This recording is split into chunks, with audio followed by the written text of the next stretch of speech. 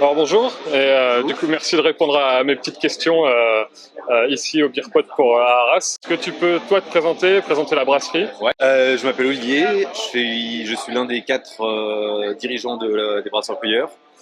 La brasserie, pour la petite histoire, ça fait 6 ans et demi que Arnaud l'a créée. Ok. À l'origine, il a fait ça dans son garage du côté de la Normandie. Pendant 2 ans, il a testé ses recettes. Contrairement aux brasseries traditionnelles qui vont faire une blonde, une brune, une ambrée et une de saison, lui, il est parti sur les saveurs que tu as dans la bouche. Ouais. Donc on a créé une sucrée, une salée, une amère, une acide et une umami. On a testé donc ces recettes pendant 2 ans, ça a marché plutôt pas mal, ça a plu en tout cas. Thomas, le premier associé, l'a rejoint. Là, ils ont fait un tour de France, ils sont allés brasser dans 16 ou 17 brasseries, les grosses Ah oui, brasseries, d'accord, ok. du style Sulos, Thirier, des grosses brasseries craft qui leur plaisaient, Ouais. pour tester le matériel, pour tester encore leurs recettes à plus grande échelle au niveau national. Et ils se sont installés à La Rochelle, à côté de La Rochelle, à Landré, c'est à une petite demi-heure de La Rochelle, en fin 2019, juste avant le premier confinement. D'accord.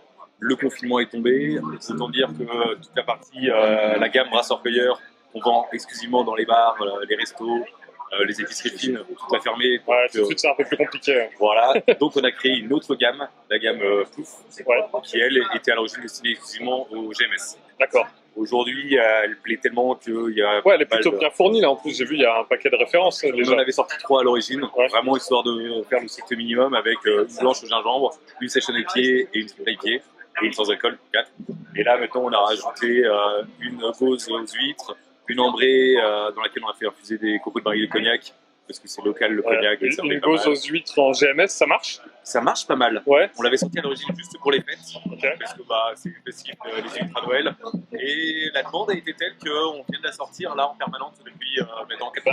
C'est trop bien, parce que ça veut dire qu'en gros, par le biais d'une gamme GMS, vous avez fait rentrer, on va dire, une bière craft en GMS, du coup, on va dire pour le grand public, parce que potentiellement, il y a des gens qui vont la prendre et qui ne connaissent pas la brasserie. Ouais. Et c'est assez incroyable de réussir à faire goûter ça, rien que de vous faire goûter aux gens une bière aux huîtres, c'est génial. Pour être franc, elle part moins bien que les autres. Ouais, je me doute, mais Mais on la produit malgré tout et on a de la demande derrière, donc ouais, non, c'est assez cool. c'est bien joué.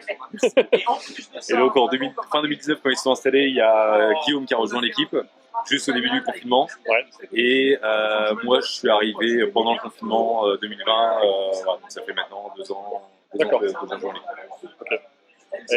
Alors j'ai vu que du coup sur la gamme brasseur-cueilleur, du coup il y a des fermentations mixtes, là j'ai vu de la brette et tout. Ouais. Il y a une volonté d'utiliser des produits naturels, des genres de produits bruts, Ouais. des trucs du coin. C'est comment ça se passe On fait là-dessus? un maximum, on fait exclusivement du bio, Ouais. un maximum local.